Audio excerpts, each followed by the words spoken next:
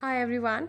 So in this video we're going to explore some of the useful conditions for concavity and convexity, and let's begin.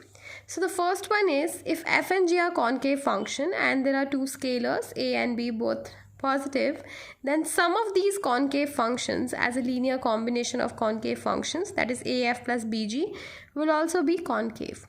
Likewise for convex functions as well. Then you have, if f of x is concave and f of u is concave and increasing such that there is a function u which is a function of f of x. So if you are able to prove that function of your u is concave and increasing, you are in a way proving that concave and increasing transformation of an already concave function is concave. I'll be exploring this video in a bit, so need not bother about the definition more. And then likewise there is a definition for convex also, that convex and increasing transformation of an already convex function is convex. And then you have, if f and g are concave, then if you have a function which is minimum of both fx and gx, it is also concave. And if f and g are convex and you have a function which is max of fx and gx, that is also convex. So you've been given the question, examine the concavity or convexity. This is your function ax square plus by square plus cz square, where a, b, c and c are positive scalars.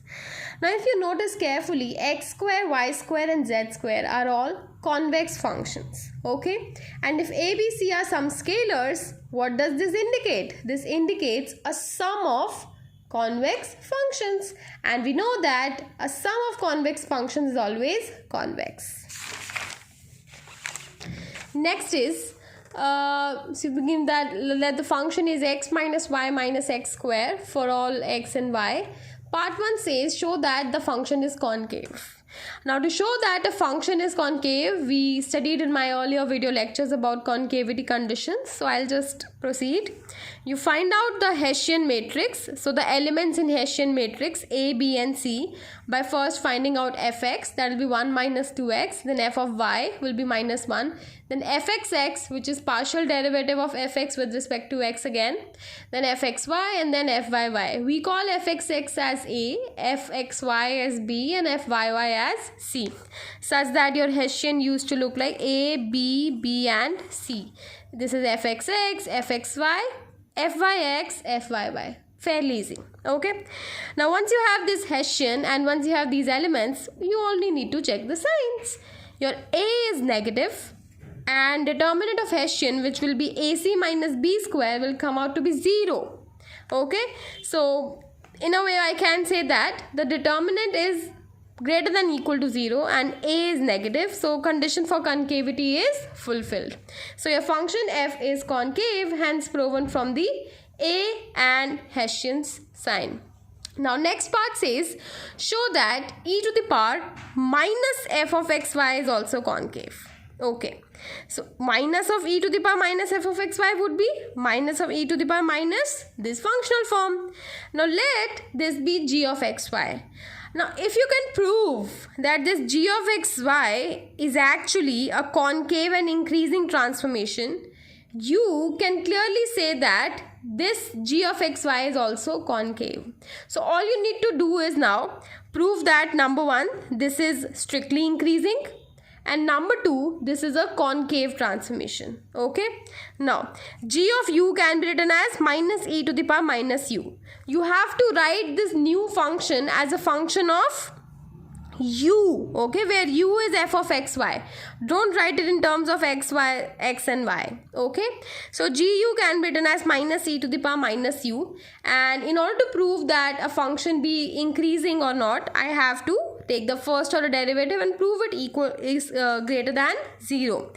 So g dash u will come out to be e to the power minus u, which is positive because it has a positive range.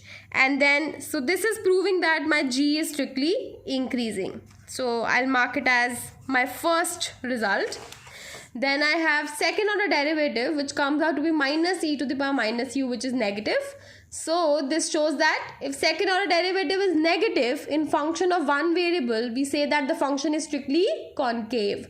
So g is also strictly concave. So using first and second result, that is the result of strictly increasing, and the result of concavity, we conclude that G is a strictly increasing and concave function of a concave function U.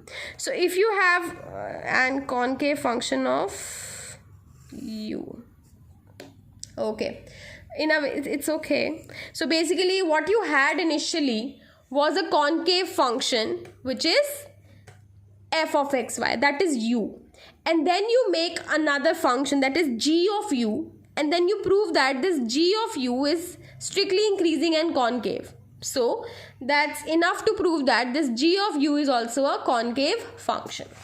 Now this leads me to rewriting these two properties, this property and this property, in simpler terms. That is, a strictly increasing and concave function of a concave function is also concave. You can also read it as a strictly increasing and concave transformation of a concave function. And then a strictly increasing and convex function of a convex function is also convex. Thank you for watching the video.